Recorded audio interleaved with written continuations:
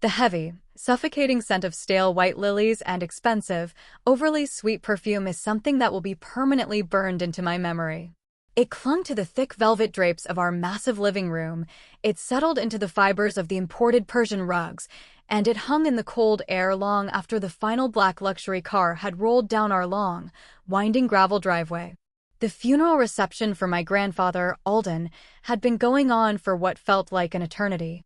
For 4 exhausting hours, I had played the only role my family ever allowed me to play, the invisible, unpaid help. I walked silently among the wealthy elite of our city, carrying heavy silver trays loaded with crystal champagne flutes and delicate hors d'oeuvres. I wore a plain, high-collared black dress that was 2 seasons old, blending perfectly into the background while my mother, Corinne, and my younger sister, Sloane, held court in the center of the room. They were dressed in fresh-off-the-runway morning couture, accepting condolences with rehearsed, tragic smiles that never quite reached their cold eyes.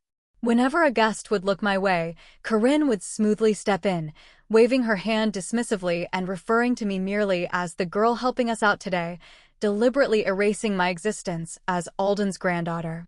I swallowed the humiliation, just as I always did, keeping my head down, collecting the discarded napkins, and wiping the condensation rings off the antique mahogany side tables.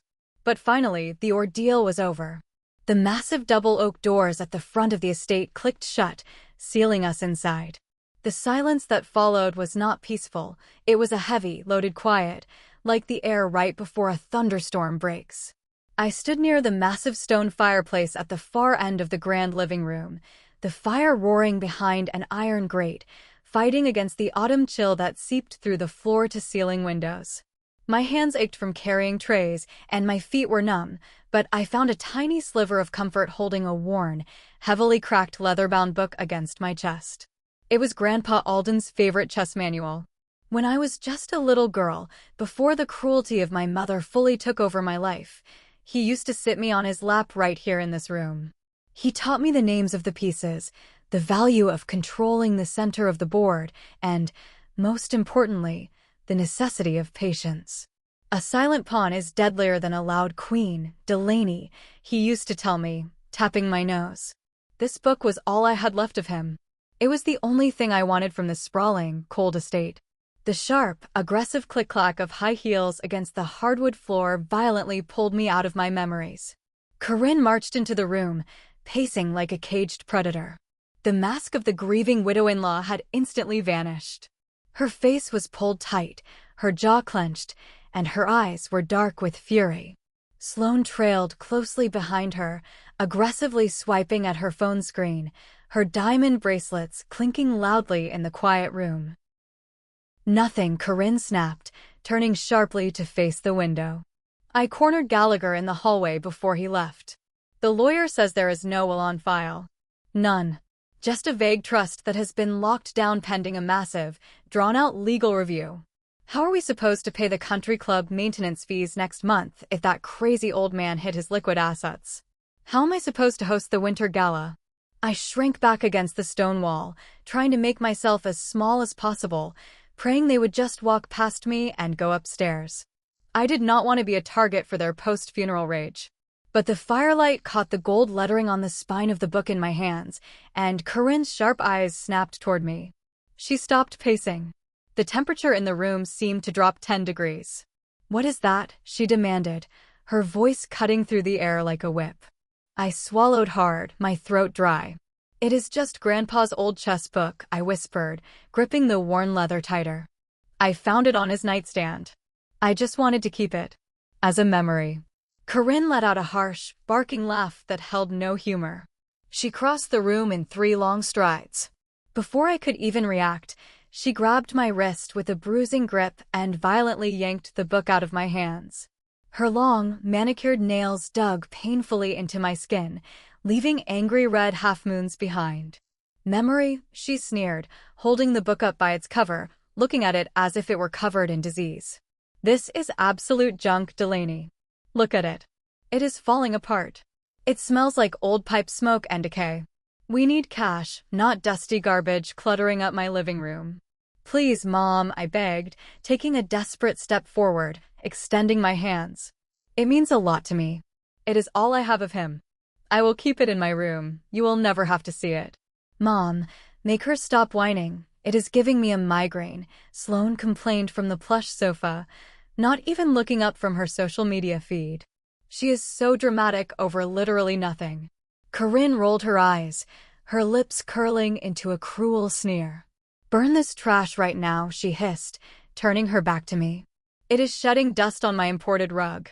And without a single second of hesitation, my mother casually tossed my grandfather's final memory directly into the roaring flames of the fireplace. Time seemed to slow down to a crawl. I watched the heavy book hit the burning logs, sending a shower of bright orange sparks into the air. The dry, cracked leather cover instantly caught fire, curling and turning black. A blinding flash of panic and rage surged through my chest, drowning out the fear that had controlled me for 28 years. I did not think. I just reacted. I lunged forward, ignoring Corinne's shocked gasp, and plunged my bare hands past the iron grate and straight into the edge of the fire. The blistering heat instantly seared the skin of my knuckles, sending a sharp, agonizing bite of pain shooting up my arms. My eyes watered from the intense smoke, but I dug my fingers into the burning embers and closed my grip around the smoking spine of the book. I violently yanked it out of the fire, falling backward onto the thick rug. I frantically slapped at the burning edges, ignoring the searing pain in my palms, desperately patting down the smoking leather until the last ember died out. Are you insane? Sloane shrieked, finally dropping her phone. She looked at me with an expression of pure, unadulterated disgust. You're getting dirty ash all over the Persian rug. You look like a feral animal. Corinne just let out a long, theatrical sigh, smoothing down the front of her expensive black dress. She looked down at me bleeding and burning on the floor with utter indifference. Let the maid burn herself if she wants to act like a lunatic. Come on, Sloane. We need to go to my office and call the private bankers. We need to figure out how much equity we can leverage out of this estate before the creditors start calling. They turned in unison and walked out of the room, their heels clicking away, leaving me panting on the floor. My hands were stinging with fresh, red blisters, my chest heaving with dry sobs. I sat there in the heavy silence, staring at the ruined, blackened book in my lap. The front cover was completely charred, and the edges of the pages were stiff and brittle from the intense heat. Tears of frustration and grief blurred my vision as I gently tried to open the cover. But the book did not open normally. The pages felt incredibly thick, rigid, and unnaturally heavy. I frowned, wiping my eyes with the back of my uninjured arm, and slid my fingernail along the blackened edge. The entire center of the book had been hollowed out. It was a meticulous, perfectly cut square cavity hidden deep within the pages. And inside that hidden compartment, nestled safely away from the flames, was a thick, perfectly folded document made of heavy, cream-colored legal paper. I pulled it out with trembling, blistered fingers. The paper was completely untouched by the fire. At the top of the first page, printed in bold, undeniable black ink, were the words, "Last Will and Testament of Alden Gallagher." My breath caught in my throat. I read the first few lines, my heart suddenly hammering against my ribs like a trapped bird trying to escape its cage. He did not leave the massive estate to Corinne. He did not leave a single dime of his wealth to Sloane.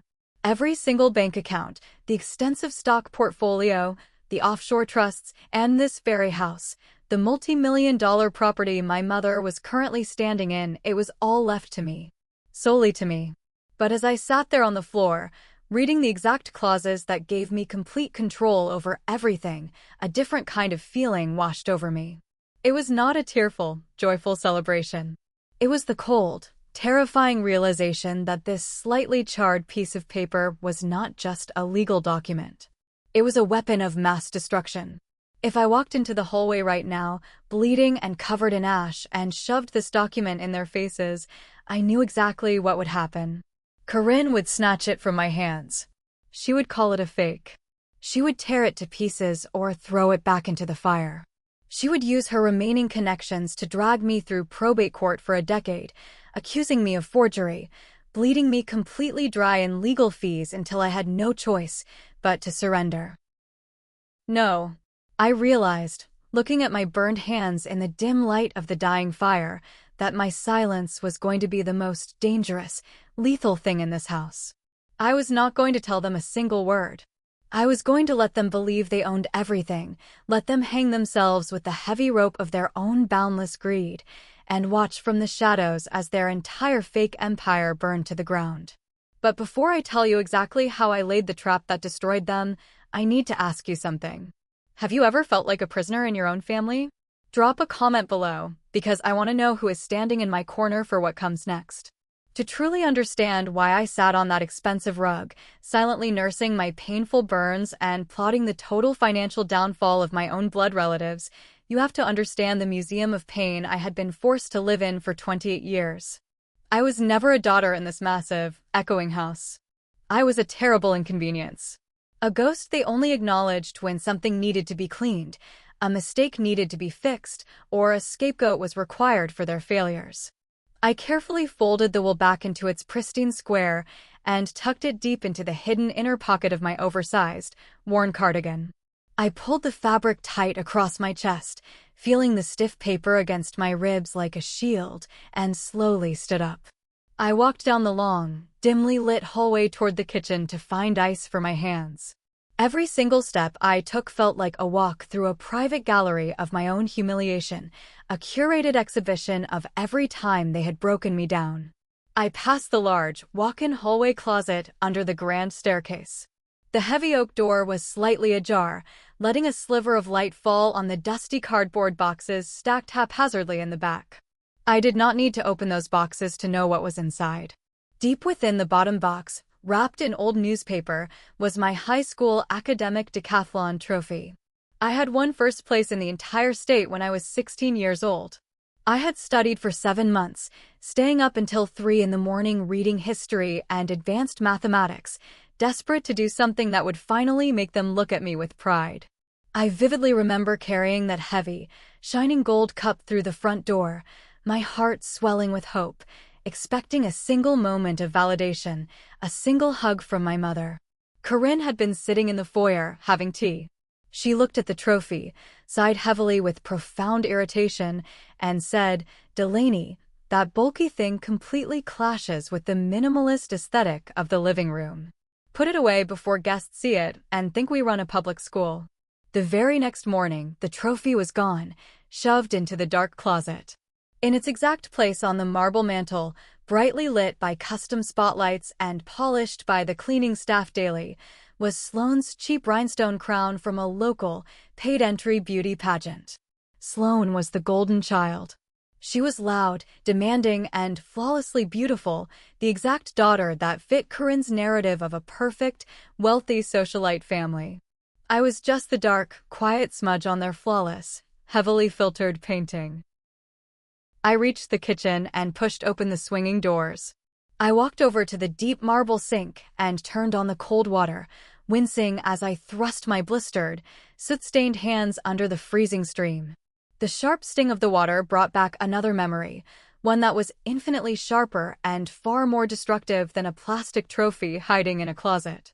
It was the day I received my acceptance letter to one of the most prestigious, top-tier universities in the country. Grandpa Alden had set up a dedicated college fund for me the day I was born, a trust meant specifically for my education. I had spent my entire senior year working toward that acceptance, dreaming of escaping this house. But when I turned 18 and went to the bank to finalize the transfer of the funds for my first semester's tuition, the teller looked at me with pity and told me the account was completely empty. All $45,000 were gone. Corinne had quietly convinced my father, shortly before his sudden passing, to sign the custodial rights of the account over to her under the guise of better investment management. She had drained my entire college fund down to the last penny to buy Sloane a brand new, cherry red luxury convertible for her sweet 16.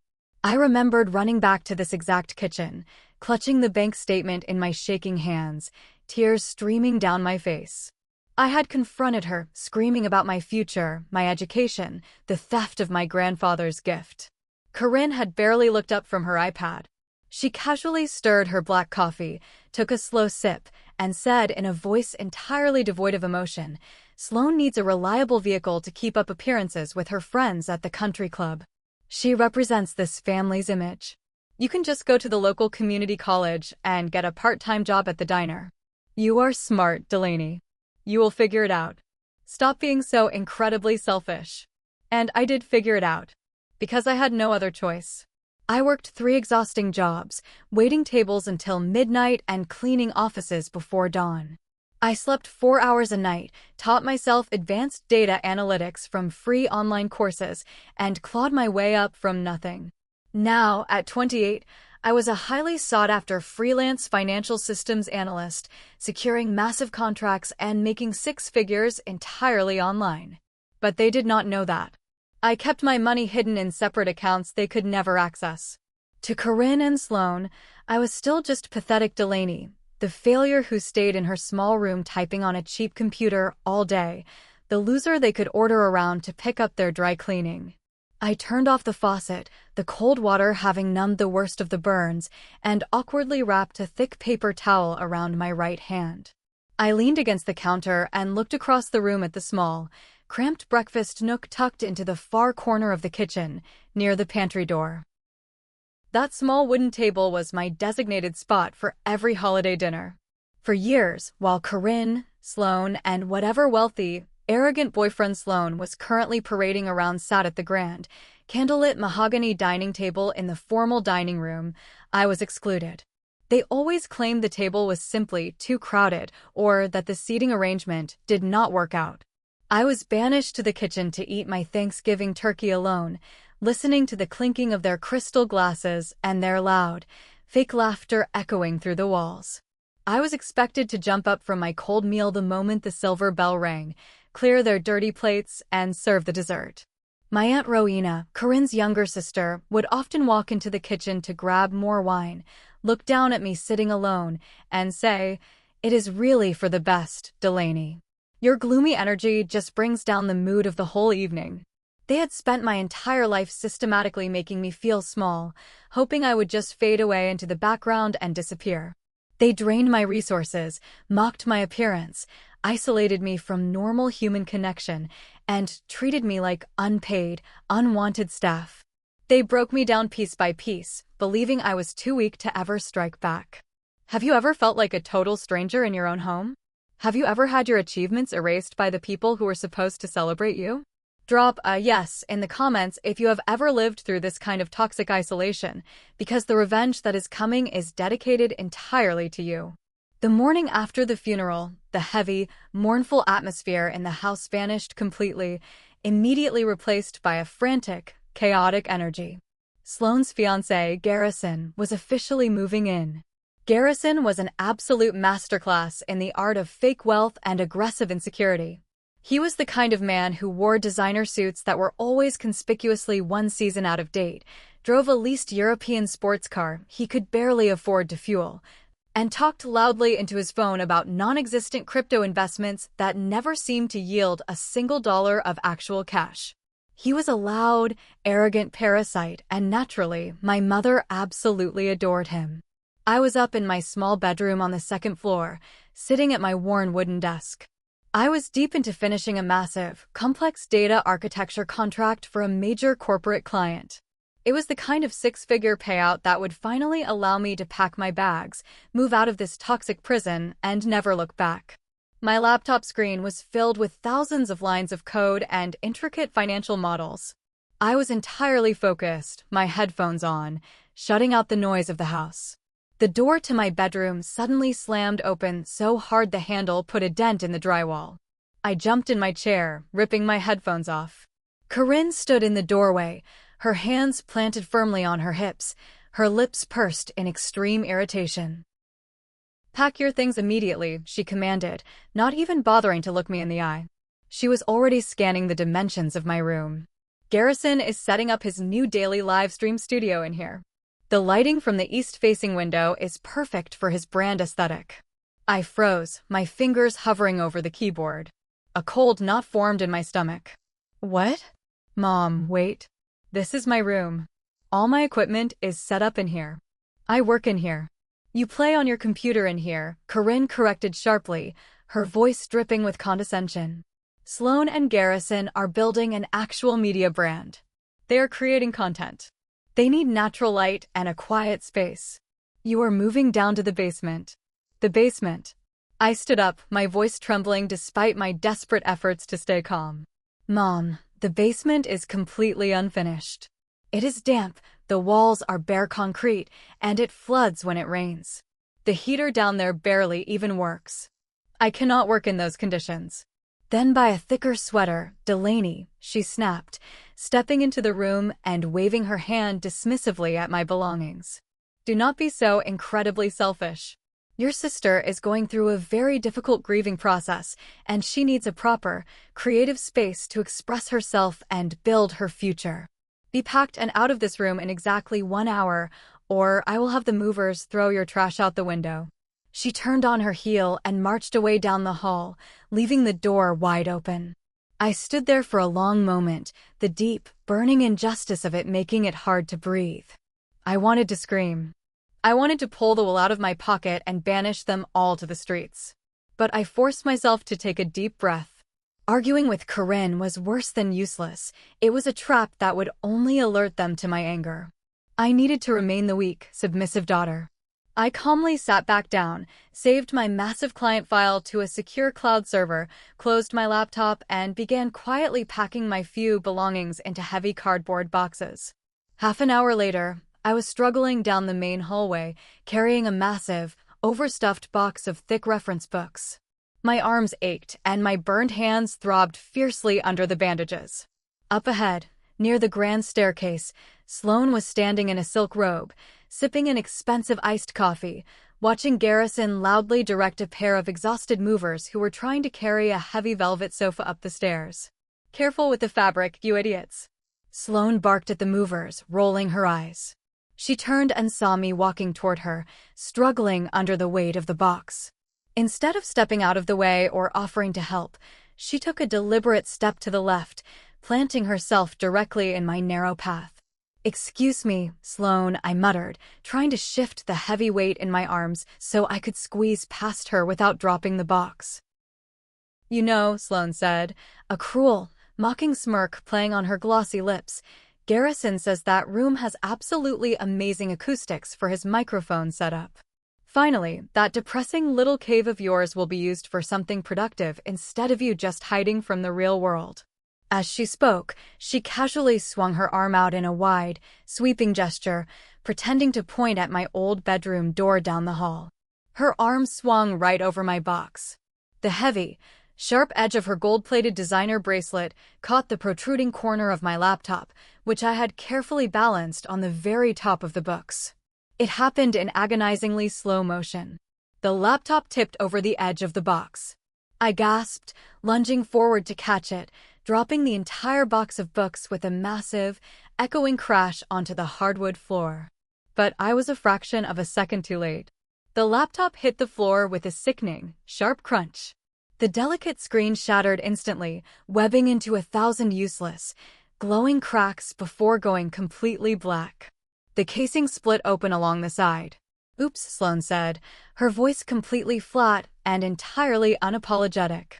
She took a slow sip of her iced coffee, looking down at the broken machine. "You should really be more careful when you carry things, Delaney. That cheap plastic thing looked like it was about to fall apart anyway." My blood ran ice cold. My work. My client contracts. The custom software environment I had spent weeks building. I dropped to my knees amidst the scattered books, scooping up the broken machine. My hands were shaking so violently I could barely hold it. "Sloan, you did that on purpose," I yelled, the raw anger finally breaking through my carefully maintained mask of submission. I glared up at her. "You hit it intentionally." Corinne came rushing out of the master's suite at the sound of the crash, her face tight with anger. "What on earth is going on out here? Delaney, why are you screaming like a lunatic in the hallway?" "She broke my laptop." I pointed a shaking finger at Sloan, my voice cracking with desperation. "My entire livelihood was on there. She knocked it off the box." Corinne looked down at the broken plastic on the floor, then at my tear-filled eyes, and sighed deeply, clearly repulsed by my distress. "Oh, for heaven's sake, stop being so incredibly dramatic. It is just an old computer. You are acting like you just lost $1 million. Stop making a massive fuss over a piece of junk when your sister is already stressed enough with the move. Clean up this ridiculous mess and get down to the basement where you belong." She wrapped a comforting arm around Sloane's shoulder, pulling her away from me. "Come on, honey, let's go into the study and look at those fabric swatches for the acoustic panels." They walked away, chatting casually, leaving me on the floor amidst scattered books and shattered glass. I picked up a loose piece of the broken screen, the sharp edge cutting slightly into my thumb. They thought breaking my tool for making a living was the ultimate blow. They thought they had finally pushed me all the way down into the dirt, ensuring I would be trapped under their control forever. I looked down the dark, narrow stairwell leading to the basement. I picked up my ruined laptop and walked down into the cold, damp dark. But as I reached the bottom step, I was not crying anymore. I reached into my coat pocket and felt the thick, stiff paper of Grandpa's will. They thought breaking my laptop was a massive victory. They did not know that sitting quietly in my pocket was the exact document that was going to rip the ground out from under their feet and send them plunging into the abyss. The basement was exactly as miserable and oppressive as I had feared. The walls were bare, weeping concrete that seemed to radiate a bone-deep chill. Above my head, exposed copper pipes dripped continuously, creating small, freezing puddles on the uneven floor. The overwhelming smell of mildew and rot settled deep into my clothes within minutes. I set up my small, flimsy folding bed in the darkest corner, plugging a cheap electric space heater into the single working wall outlet, praying it wouldn't short out the circuit. It was well past midnight. The house had been quiet for hours, save for the hum of the refrigerator upstairs. Then I heard the heavy, aggressive footsteps on the floorboards directly above my head. The ceiling of the basement was incredibly thin, just a layer of cheap plywood and old carpet separating me from the grand living room above. Usually, this lack of insulation was a massive nuisance, forcing me to hear every television show and casual conversation. Tonight, however, it was the greatest advantage I could ask for. The voices started as muffled, angry whispers, but quickly escalated. Garrison's voice rose above the others, sharp, frantic, and laced with genuine panic. "I am telling you, Corinne, the guys I owe money to are not going to wait another month for their cut," he shouted, his heavy footsteps pacing rapidly across the floorboards. "They do not care about the legalities of probate court. They do not care that an old man died. They only care about cash, and they want it by the end of the week." I sat up straight on my cot, pulling the thin, scratchy blanket tightly around my shoulders to ward off the cold.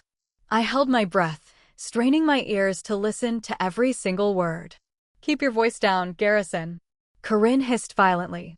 I could vividly picture her pacing the room in her expensive silk robe, her face pale. "I am handling the situation. I just need a little more time to liquidate some minor assets." "Time is a luxury we literally do not have, Mom," Sloane whined, her voice high-pitched and hysterical. "My platinum credit cards are completely maxed out.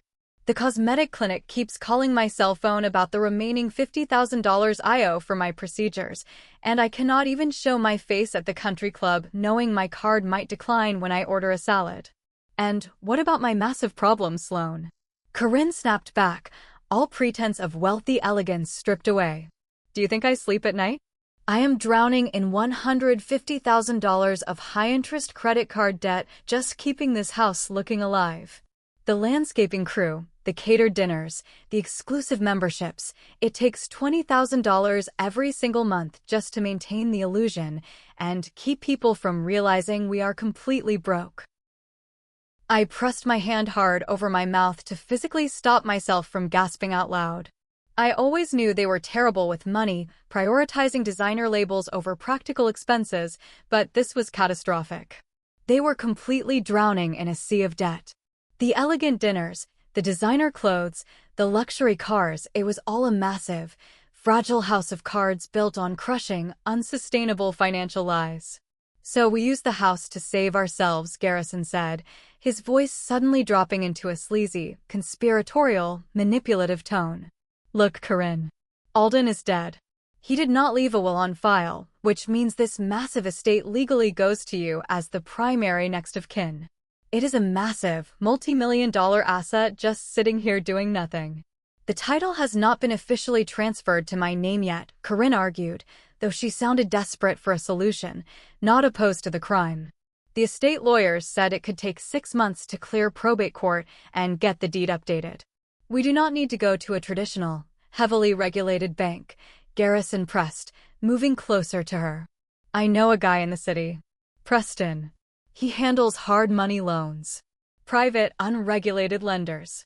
They do not care about extensive credit checks or waiting for probate to clear, as long as you have a solid physical asset and are willing to pay the premium interest rate. We can pull massive equity out of this place by Friday morning. A hard money loan?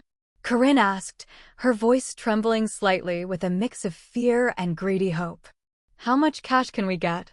$750,000, Garrison said smoothly, the numbers rolling off his tongue like venom. Direct, immediate wire transfer to your private account. We pay off my guys, we clear your credit card debts, Sloane gets her cash for her bills, and we have plenty of breathing room left over. What is the interest rate on a loan like that? Corinne asked hesitantly. 22%, Garrison replied. A heavy, absolute silence fell over the room above me. 22% on $750,000. It was financial suicide. It was a predatory, aggressive loan specifically designed to fail so the shady lender could legally seize the property. It was the most reckless, insane, and desperate decision a person could possibly make. If we default on the monthly payments, they will immediately take the house, Corinne whispered, the reality of the risk settling in. We will not default, Mom, Sloane jumped in, her voice suddenly bright and chipper with a vicious, cruel idea. We just take the massive payout, pay off the immediate threats, and we pack our bags and go to Europe for the entire summer. Let the private lender deal with the messy foreclosure process. By the time they come knocking with the police to seize the property, we will be sipping wine in Italy with new identities. And what about Delaney? Corinne asked. There was absolutely no maternal concern in her voice. It was purely logistical annoyance, like asking what to do with an old piece of furniture. Who cares about Delaney? Sloane laughed, a cruel, ringing sound that echoed through the floorboards and pierced my heart. She is already living down in the basement like a rat. Let the bank kick her out onto the street. She can take her broken computer and go live in a homeless shelter. It is not our problem anymore. She is a grown adult. She should learn how to survive on her own without mooching off us. My heart pounded a furious, deafening rhythm against my ribs. The sheer malice of their plan took my breath away. They were going to illegally steal my house, run away with the massive cash payout, and intentionally leave me completely homeless to take the fall for their crimes. They were not just thoughtless or careless, they were actively plotting my absolute destruction to save their own skin. Sitting in the freezing dark of the basement, listening to my own family casually plot my ruin, I expected to feel tears welling up in my eyes. I expected to feel the familiar crush of sorrow and betrayal. But I did not cry. I did not storm upstairs, kick the door open, and scream at them for their monstrous cruelty. The time for raw emotion was completely over. The tears instantly dried up, replaced by a cold, crystalline, hyper-focused logic. I stood up from the cot, walked silently over to the heavy wooden basement door, and quietly slid the thick metal bolt into place, locking myself securely inside. I opened my dusty duffel bag and dug past my clothes until I found a cheap, prepaid burner phone I occasionally used for testing mobile applications for my overseas clients. I powered it on and dialed a specific phone number I had carefully memorized from the elegant letterhead tucked inside Grandpa's hollowed-out chess book. It rang 3 long times before a deep, gravelly, commanding voice answered. Gallagher. Mr. Gallagher, I whispered, sitting down heavily on the cold concrete floor, my back against the damp wall. This is Delaney, Alden's granddaughter. There was a long, heavy pause on the line. I could hear the faint sound of city traffic in the background. Delaney, your grandfather told me you would call me when things finally got ugly. Do you have the document safe? I have it, I said, my voice completely steady, devoid of any tremor. But things are significantly worse than just ugly, Mr. Gallagher. They're planning to take out a massive hard money loan against the estate. $750,000. They're going to use the cash to pay off their personal debts, fund their lifestyles, and flee the country, leaving the house to be foreclosed on. I heard the sharp squeak of a leather chair on the other end of the line as the veteran lawyer sat up straight, instantly shifting into battle mode. Delaney, listen to me very carefully. Are you absolutely 100% certain about this? I heard them planning it 10 minutes ago through the floorboards. Garrison brought in a private, unregulated lender. A guy named Preston. If your mother signs a mortgage agreement or a deed of trust claiming sole ownership of a property she does not legally own, it ceases to be a petty family squabble over an inheritance, Mr. Gallagher said, his tone turning razor-sharp and deadly serious.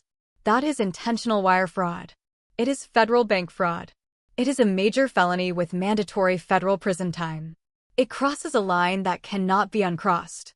I know exactly what it is, I said, staring blankly at the dark, cracked wall in front of me.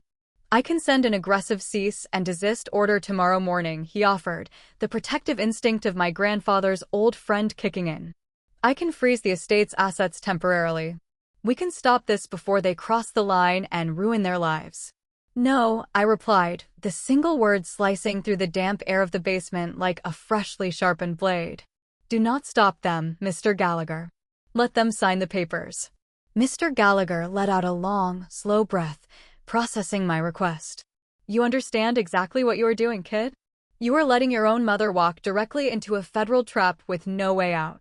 They built the trap themselves, with their own greed, I answered, my voice cold as ice. I am just simply refusing to warn them about the steel jaws hiding in the dirt. I want them to pay. For all of it. For Grandpa. For me. All right, he said softly, a hint of dark respect in his voice. Keep me updated on the timeline. We move the second the ink is dry on those contracts. The very next night, while the massive house was dead silent and everyone was deeply asleep, dreaming of their stolen millions, I quietly unlocked the basement door and crept upstairs. The polished hardwood floors were freezing against my bare feet.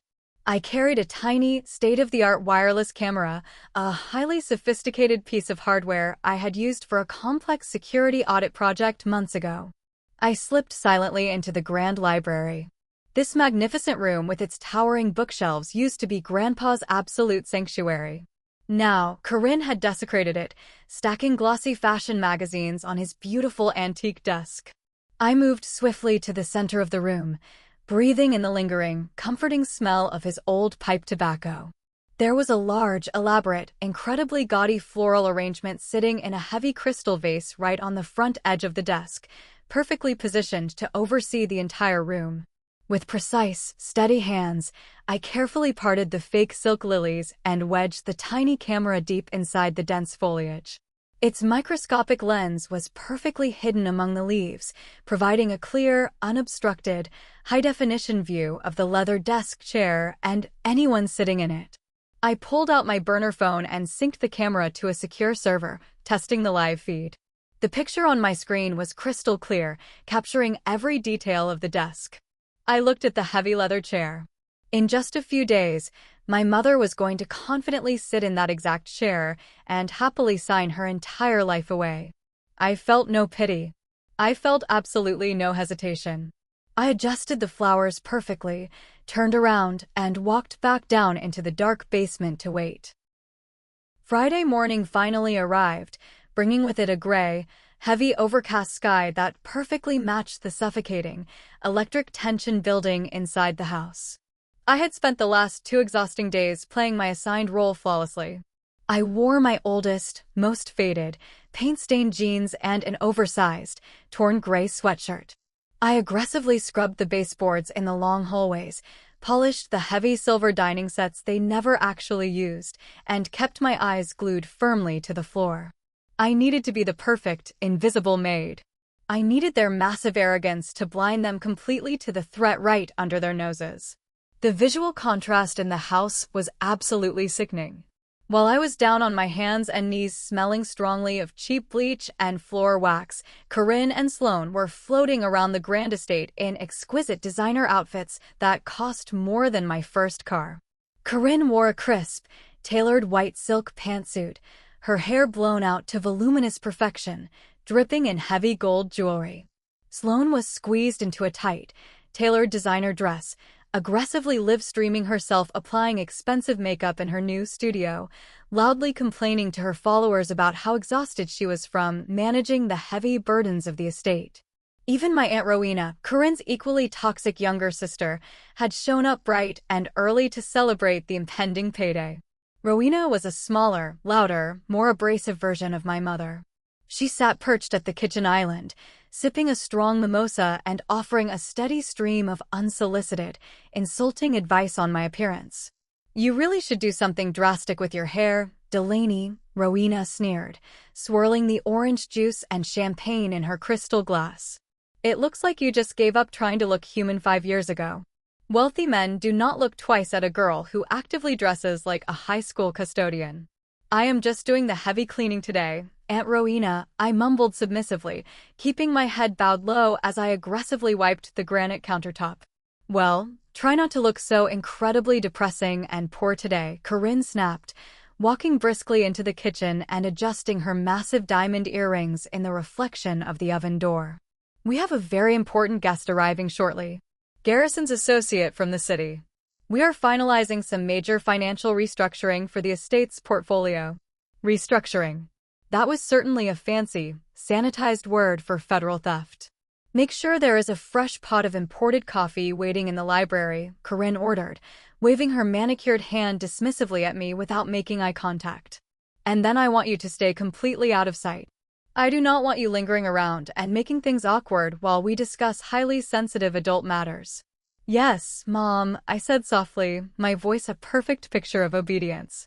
I walked into the grand library and carefully set a heavy silver tray with a thermal carafe of hot coffee and delicate porcelain cups on the side table. My burner phone vibrated intensely in my pocket. A secure text message from Mr. Gallagher. "Federal units are on standby 3 blocks down the street. Give the signal the exact second the transaction is complete and the wire hits." I took a deep, shuddering breath, steadying my racing heart, and typed back a single letter. "Ready." The grand doorbell chimed. It was a pleasant, melodic sound, echoing richly through the massive marble foyer. But to me, standing in the shadows of the library, it sounded exactly like a heavy wooden gavel falling in a silent courtroom. I retreated to the far, dark corner of the library, blending into the shadows of the bookshelves as Corinne, Sloane, and Garrison eagerly ushered their guest into the room. Preston, the private loan officer, looked exactly like a man who made his living in the murky, unethical shadows of the financial world. He wore a cheap, shiny gray suit that pulled too tight across his broad shoulders and smelled faintly of stale cigarettes and cheap cologne. He carried an incredibly bulky leather briefcase, and his small, beady eyes darted rapidly around the room, assessing the expensive artwork on the walls with hungry, naked calculation. "Mrs. Corinne," Preston said, flashing a wide, greasy smile that did not reach his cold eyes.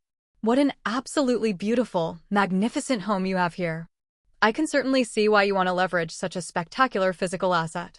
"Thank you so much, Preston," Corinne purred, her voice dripping with fake charm as she graciously gestured for him to sit directly at Grandpa's antique desk, right in front of the hidden camera.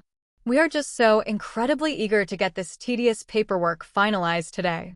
The probate court system is such a slow, outdated, frustrating process, do you not agree?" "Absolutely, ma'am," Preston agreed smoothly, opening his bulky briefcase and pulling out a thick, intimidating stack of legal documents and a sleek silver laptop. "My firm specializes in completely bypassing the bureaucratic red tape for elite clients who need immediate, substantial liquidity.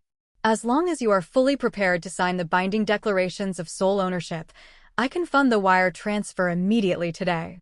He was casually handing her the heavy rope, and she was eagerly, happily tying the noose around her own neck. I stood perfectly still in the shadows, holding the empty silver serving tray tight against my chest, waiting for the devastating show to begin. I'm Win. Thank you for following along until this tense moment. If you're eagerly awaiting the comeback, comment, I'm Win below.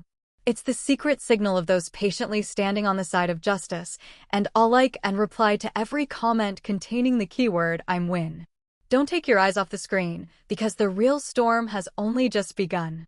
The heavy mahogany doors of the Grand Library clicked shut, sealing the four of them inside with the ghosts of my family legacy. I stood perfectly still in the far corner of the room, half hidden by the sweeping shadows of the floor-to-ceiling bookshelves. I held the empty silver serving tray tightly against my chest, feeling the cold metal press against my rapidly beating heart. The air in the room felt incredibly thick, charged with a toxic mixture of desperation, greed, and impending doom. Preston, the private loan officer, wasted no time. He snapped the latches of his bulky leather briefcase open. The sound echoed sharply in the quiet room.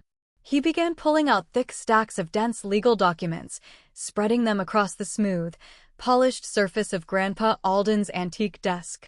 The very desk where my grandfather used to sit for hours, carefully reviewing his legitimate business investments, was now being used as a slaughtering block for his estate.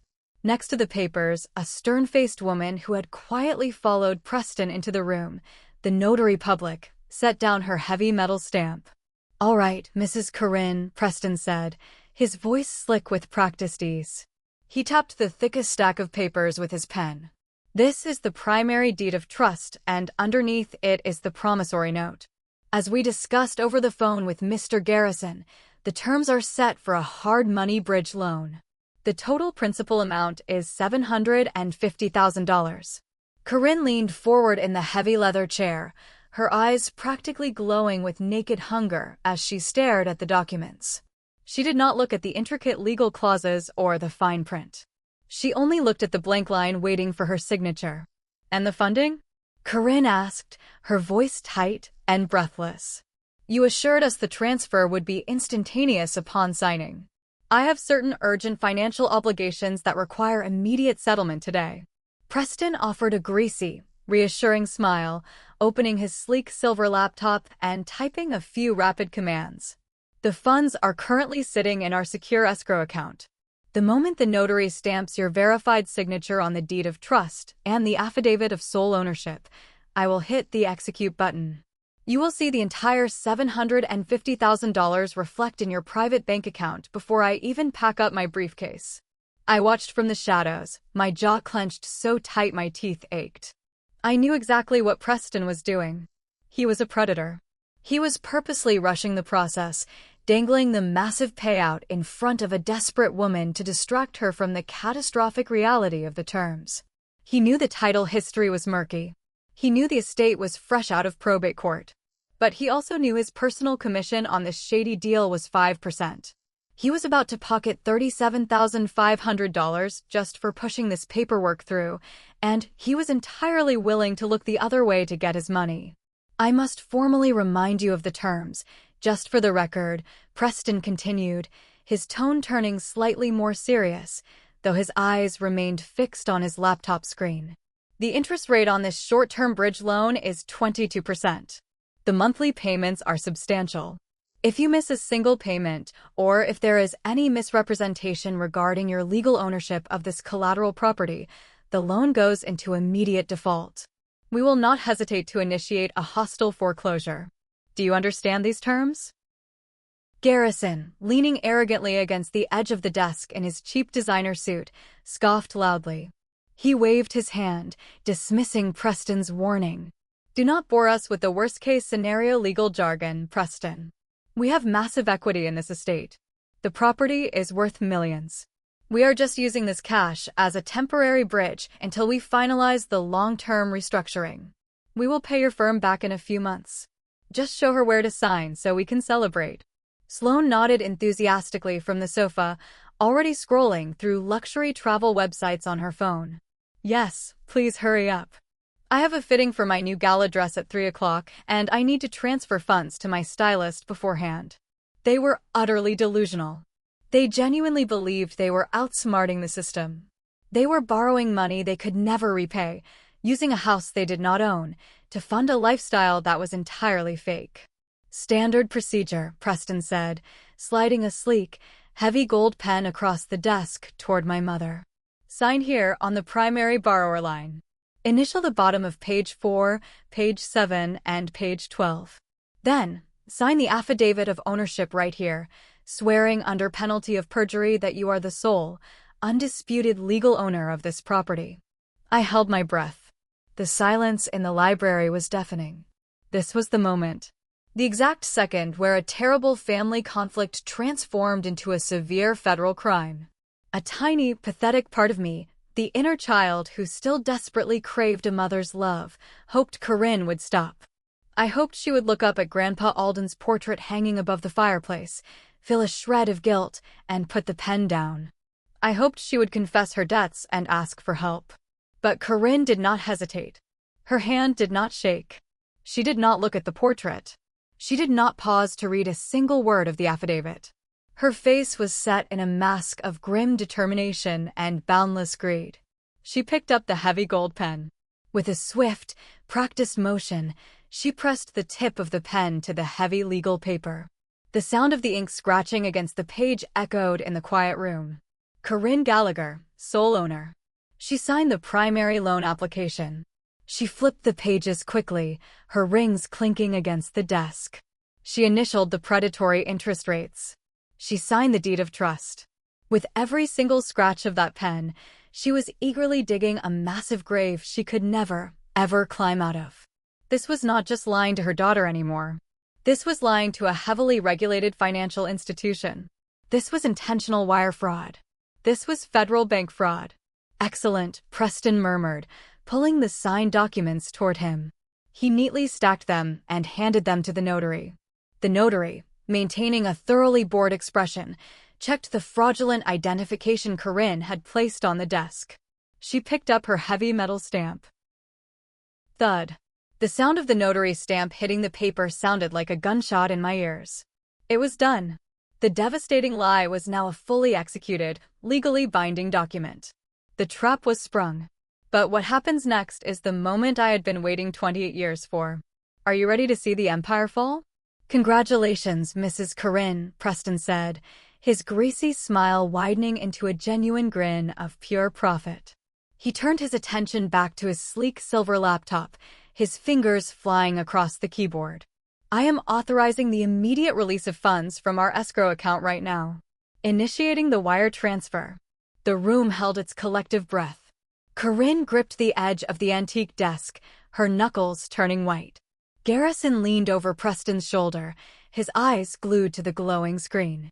Sloane finally put her phone down, sitting up straight on the sofa. A single, cheerful electronic chime broke the tense silence. It came from Preston's laptop speakers. Preston spun the laptop around so the screen faced my mother. Displayed in bright, bold green text was the confirmation receipt. Transfer complete. $750,000. Successfully wired to the private account of Corinne Gallagher. My mother let out a sound that was half a joyful laugh and half a desperate sob of immense relief. She threw her head back, her eyes wild with triumph. She grabbed Garrison's arm, pulling him into a brief, awkward hug. We did it, Corinne breathed out, her voice shaking with adrenaline. We are rich again. The debts are gone. I told you, Garrison boasted, puffing out his chest and adjusting his tie. I told you I knew how to handle the real world. Easy money. We just needed to leverage what was ours. Sloane practically vibrated with excitement. Mom, transfer $50,000 to my checking account right now.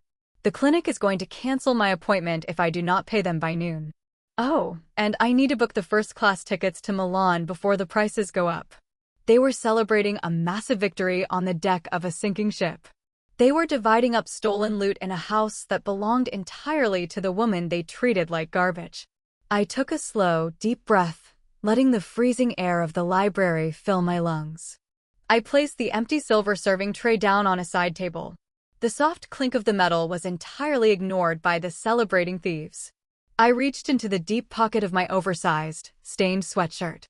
I pulled out my burner phone. The screen was still glowing brightly, indicating the active, muted call.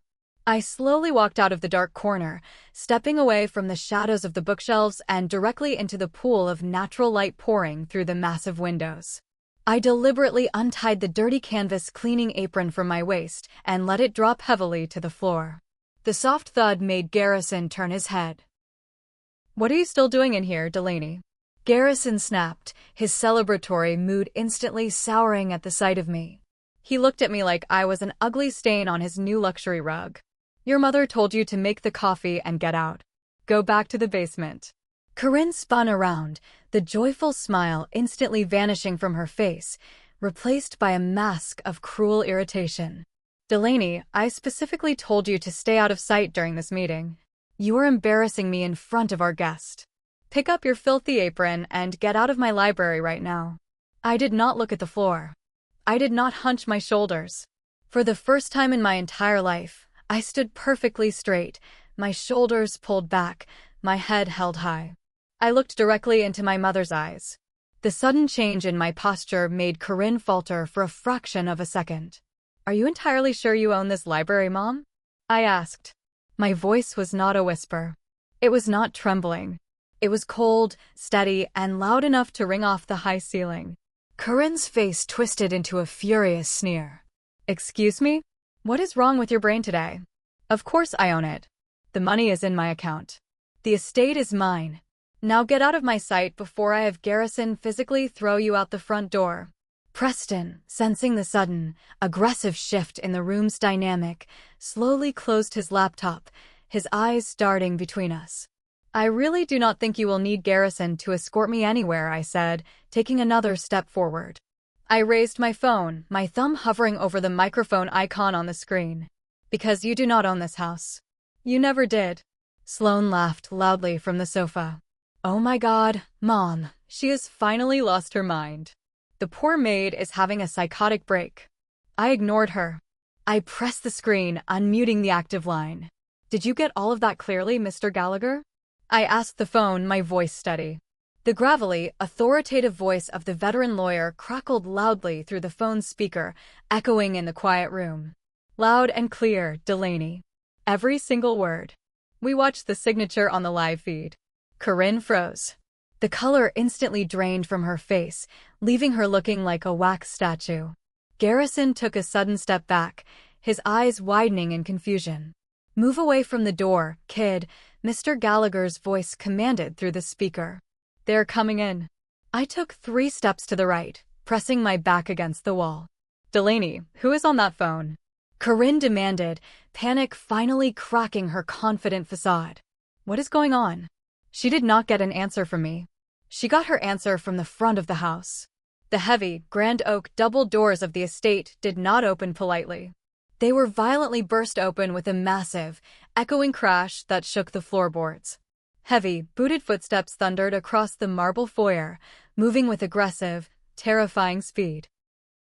The storm I had spent weeks brewing had finally arrived, and it was about to rip their fake world to shreds.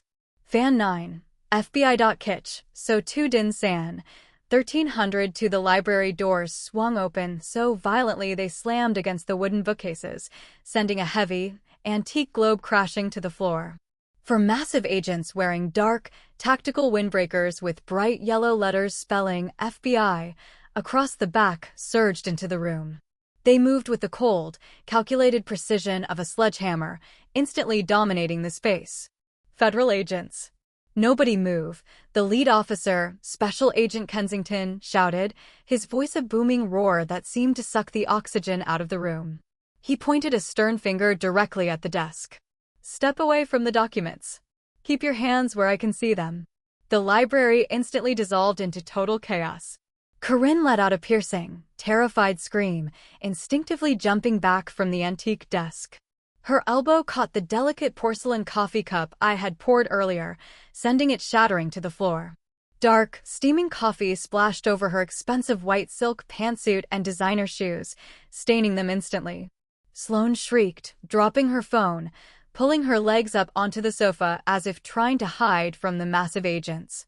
"Garrison, The tough-talking Fong Bat, who claimed he knew how to handle the real world, panicked entirely. He scrambled backward so fast his foot caught the edge of the heavy rug, sending him crashing hard to the floor in a tangled mess of cheap suit fabric.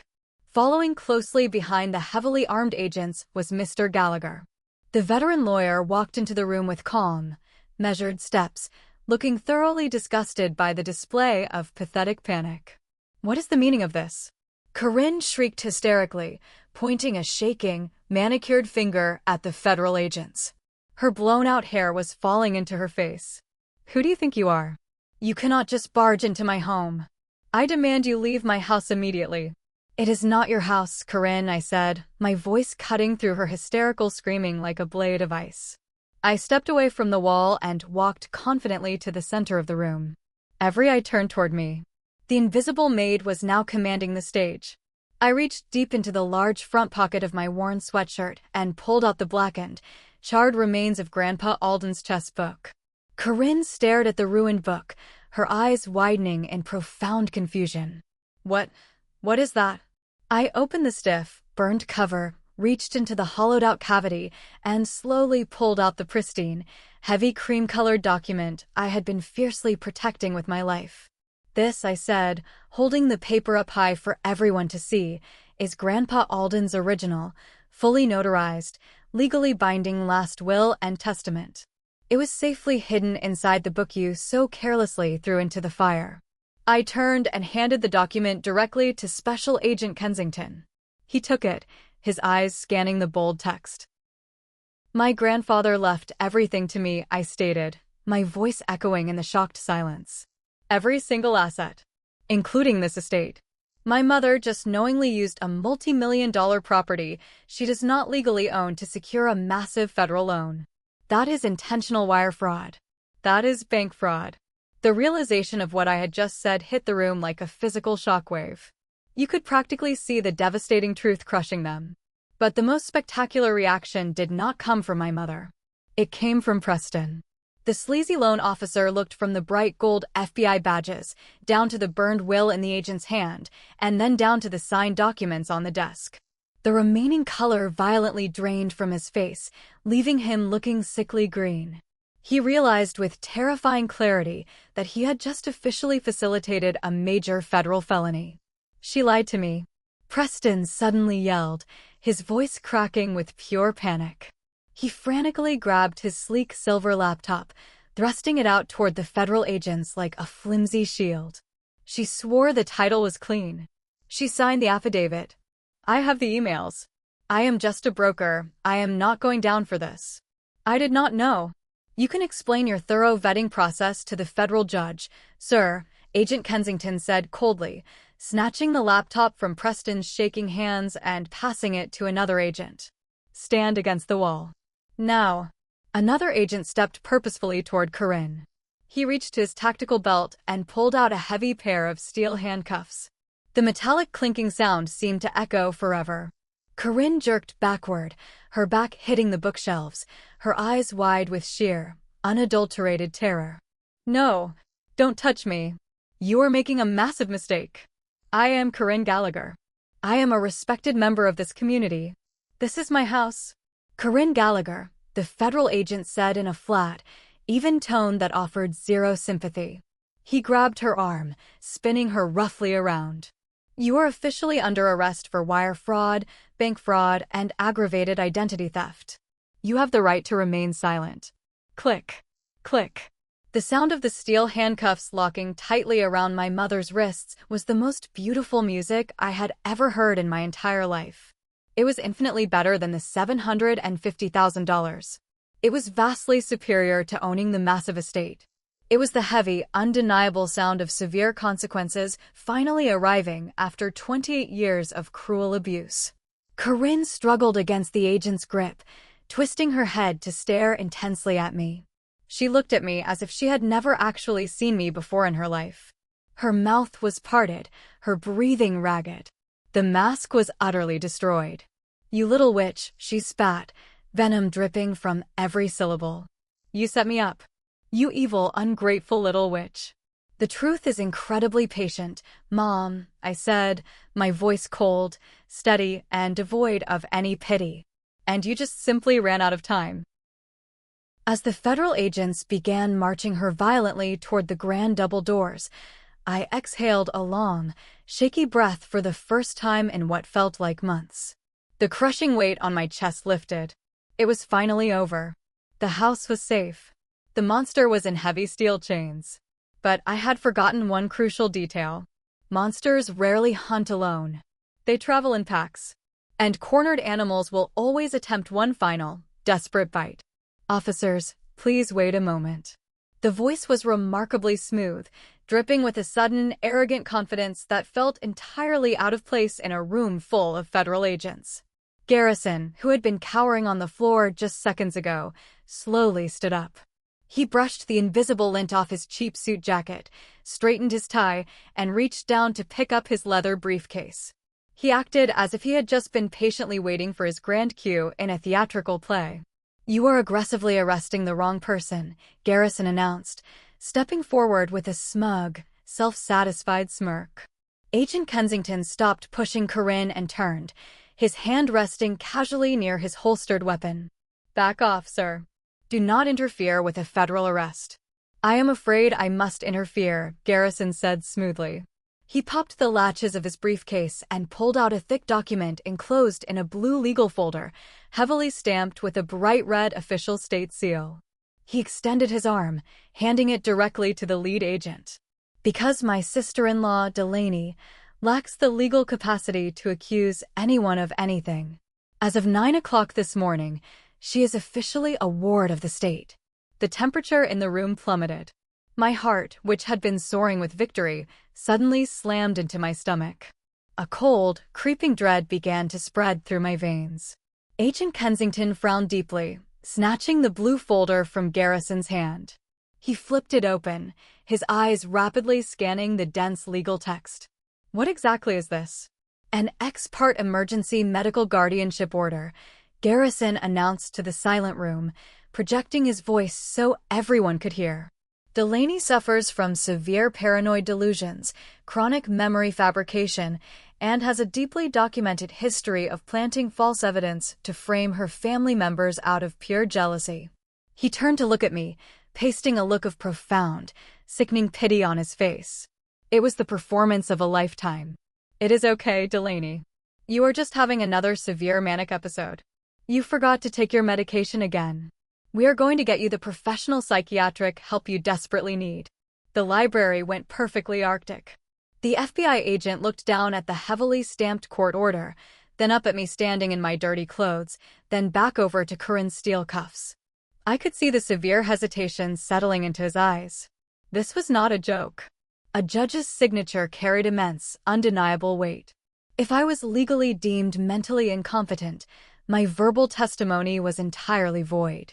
The burned will I produced from a trash fire would become highly suspect, easily dismissed as a forgery created by a madwoman. The entire foundation of the federal arrest could be deemed legally premature and thrown out of court. Sir, the agent said, turning to Mr. Gallagher, his voice tight with frustration. This medical order is signed by Superior Court Judge Miller. It grants immediate, temporary legal custody of Delaney Gallagher and total control of her financial estate directly to Garrison and Corinne. By law, we have to pause this investigation until this medical dispute is resolved in court. Corinne stopped struggling against the agent's grip. She stood up straight, her blown-out hair wild, and a slow, incredibly cruel smile stretched across her face. The triumph returned to her eyes. I told you, she hissed at me, her voice dripping with pure malice. You are sick, Delaney. You have always been severely sick in the head. We are just trying to protect you from yourself. For 10 terrifying, agonizing seconds, the only sound in the massive library was the rhythmic ticking of the antique grandfather clock in the corner. I felt the towering bookshelves physically closing in on me. The air became too thick to breathe. This was their brilliant, dirty masterstroke. They had planned this contingency. They were going to lock me away in a psychiatric facility. They were going to heavily medicate me into permanent silence. They would forcefully sell the multi-million-dollar estate while I was trapped in a padded room, unable to fight back or contact a lawyer. I looked frantically over at Mr. Gallagher. I expected him to be shouting objections, to be arguing with the federal agents. But Mr. Gallagher did not look worried. He did not look panicked. In fact, he looked thoroughly, genuinely bored. He slowly adjusted his tie, let out a tired sigh, and stepped smoothly between Garrison and the heavily armed federal agents. "Agent Kensington," Mr. Gallagher said, his voice completely calm. "Before you enforce that fraudulent piece of paper, I suggest you read the specific addendum attached to Alden Gallagher's last will and testament. Clause 14, subsection B. We affectionately call it the competency shield. Garrison scoffed loudly, crossing his arms. "A dead man's will does not magically override an active judge's court order, old man. It absolutely does when that judge's order was illegally obtained through blatant medical perjury," Mr. Gallagher snapped back, his voice suddenly cracking like a whip. The lawyer reached into his own leather satchel. He was about to play Grandpa Alden's final, devastating move. The tension has reached its peak. Can you guess what kind of shield Grandpa left behind to protect Delaney? Stay tuned, because this plot twist will give you goosebumps. Mr. Gallagher pulled a crisp, white document from his satchel, holding it up like a gleaming sword in the dim light of the library. Alden anticipated exactly this kind of filthy tactic, Mr. Gallagher declared, his eyes locking onto Garrison with predatory intensity. He knew his family was greedy, but he also knew they were predictably treacherous. Clause 14 clearly states, any named beneficiary or relative who officially challenges the mental state of the primary heir must immediately submit to a sworn, federally administered polygraph test. Furthermore, the accuser must prove the incapacity with a current, legitimate evaluation. We have a legitimate medical evaluation.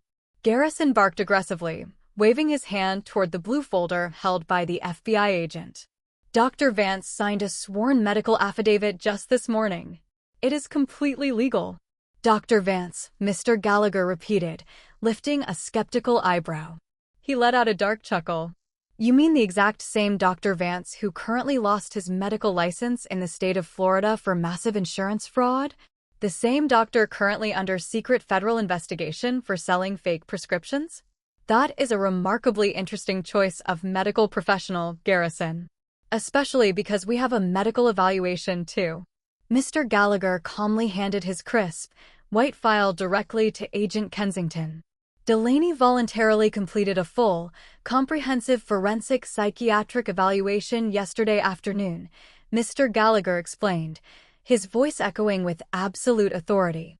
It was conducted by Dr. Evans, the state's chief medical psychiatrist. The results? Sound mind, incredibly superior intelligence, and fully, legally capable of managing her own massive estate. Agent Kensington quickly compared the two documents. On one hand, a shaky, legally dubious affidavit from a thoroughly discredited, disgraced doctor used to quietly rush an emergency order through the courts. On the other hand, a pristine, highly detailed official state evaluation dated exactly 24 hours ago, signed by the highest medical authority in the region. Grandpa was always 3 moves ahead on the chessboard, I said, my voice cutting through the heavy tension in the room. I stepped forward, looking directly into Garrison's panicked eyes. He didn't just leave me money. He left me an impenetrable shield. The severe hesitation in the FBI agent's eyes instantly vanished. The heavy weight of federal authority returned to the room. He slowly turned his intense gaze toward Garrison. Sir, Agent Kensington said, his voice dropping an octave, becoming dangerously quiet. Did you knowingly use a fraudulent medical affidavit purchased from a disgraced doctor to illegally obtain a court order against this woman? Garrison's arrogant smirk completely collapsed. His jaw went slack. He stared down at the blue folder in the agent's hand as if it had suddenly turned into a venomous snake. That is severe perjury, the agent continued, taking a slow step toward Garrison. That is intentional obstruction of justice. That is a federal conspiracy. I didn't know, Garrison stammered pathetically, backing away, his hands raised in surrender. his tough guy persona shattered into a million pieces. I was just trying to help. The doctor said it was fine. Turn around, Agent Kensington ordered, his hand moving swiftly to his tactical belt to pull out a second set of heavy steel cuffs. Put your hands behind your back. No. Wait. Garrison stumbled backward, his hip crashing violently into the antique desk. He pointed a shaking finger directly at Sloane, who was still cowering on the sofa. You can't do this. I am not the Guardian. It was her idea. Sloane paid the doctor. She transferred the cash from her secret account. I am just the messenger. Garrison, you spineless coward. Sloane shrieked, jumping up from the sofa, her face twisted in pure, ugly rage. You swore you would handle this. You said the plan was foolproof. Click. Click. The heavy steel cuffs snapped violently shut around Garrison's wrists, instantly silencing his pathetic excuses. Another agent quickly moved toward Sloane, grabbing her arms and forcing them behind her back, ignoring her loud, dramatic crying. You are not a Guardian, Garrison, I said quietly, watching the federal agents line them all up. You are not a mastermind. You are just another cheap pawn that got sacrificed. In a matter of minutes, the Grand Library had transformed from a scene of their ultimate triumph into a massive holding cell. Corinne, Sloane, and Garrison stood in a row, their hands tightly bound in heavy steel, their faces pale and defeated. The massive loan they thought would save them had become the exact instrument of their destruction. As the agents roughly marched them out of the library, past the shattered coffee cup and the ruined documents, I stood alone in the center of the room. I looked up at Grandpa Alden's portrait. The heavy, suffocating silence of the house finally felt like peace. 6 months later, the oppressive, heavy smell of mildew, stale champagne, and toxic anxiety was entirely gone from the estate. It was replaced by the clean, sharp scent of fresh white paint, sea salt carried in from the ocean breeze, and something infinitely more permanent: justice. The aggressive hard money loan from Preston officially died the exact moment the massive federal indictment landed on his desk. Legitimate banking institutions absolutely do not enforce financial contracts intrinsically tied to major felonies, especially when the massive collateral used was fraudulently stolen. Preston's firm was heavily raided by the authorities the following week. The title to the estate is completely clean now. The sprawling house is mine legally, morally, and completely. The trial was incredibly short. Faced with high-definition video evidence, verified audio recordings, and a mountain of fraudulent bank documents, their expensive defense lawyers advised them to take a plea deal. Corinne was sentenced to 7 years in a federal penitentiary for wire fraud and bank fraud. Sloane and Garrison each received 3 years for criminal conspiracy and medical perjury. I did not sell the massive estate. It would have been incredibly easy and highly profitable to simply liquidate the property, take the millions of dollars in cash, and disappear to a quiet island. But Grandpa Alden did not leave me this massive fortress just to cash out and run away. He left it to make a powerful point. He left it so I could break the generational cycle of abuse. I am currently renovating the entire east wing of the mansion. The dark, damp basement where they tried to banish me has been completely gutted and rebuilt. By next spring, this property will no longer just be a wealthy family's estate. It will officially open as the Alden Foundation, a secure, fully funded transitional home and resource center for women actively escaping severe financial abuse and toxic family manipulation. I am taking the exact prison my mother built to destroy me, and I am turning it into an impenetrable fortress for people exactly like me. Right now, I am standing on the Grand Master balcony. The crisp autumn wind is blowing through my hair. I take a slow sip of hot Earl Grey tea from Corinne's most prized, imported bone china cup. The exact same delicate cup she kept strictly locked away in a glass cabinet. The cup she viciously screamed at me for accidentally touching when I was 12 years old. It tastes infinitely better now. Inside the library, the room is fully restored to its former glory. The dark coffee stain on the rug is gone. Grandpa's beautiful antique chessboard sits proudly on the table, the pieces set perfectly mid-game. Except, I made one very small, deliberate change to the board. 2 black pawns and 1 loud, arrogant queen are permanently missing from the game. My phone suddenly buzzes loudly in my pocket, breaking the peaceful silence. I pull it out and look at the glowing screen. It is an automated collect call attempt from the county correctional facility. Corinne tries to call me almost weekly. Sometimes Sloan tries to get through. They want me to put money in their commissary accounts. They desperately want to explain themselves. They want to cry, beg, and, ultimately, they want to blame me for their misery. I do not argue with the machine. I do not feel a surge of rage anymore. I calmly open my contacts list, tap on the name, Mother, and press the block caller button. Then I scroll down and do the exact same thing for my sister. I didn't just inherit a massive house, Grandpa. I inherited my stolen dignity. I inherited the absolute right to finally say no and mean it. They thought I was incredibly weak simply because I was quiet. They thought I was profoundly stupid because I kept my head down and poured their coffee while they arrogantly plotted my destruction. They forgot the most important lesson you ever taught me. In the game of chess, the quietest pieces on the board are often the ones setting the most lethal traps. You do not always have to aggressively flip the board to win the game. You just have to be patient, hold your ground, and let your blindly arrogant opponent make the wrong move. I take one more long sip of tea, look out at the beautiful, clear gray horizon, and then look back through the glass doors at the chessboard. Checkmate. If you've ever had to use silence to overcome bullies in your own family, please share this story. Let them know that we are watching, and we are incredibly patient. Don't forget to like and subscribe to hear more shocking drama stories. Thank you for staying with me until the very end.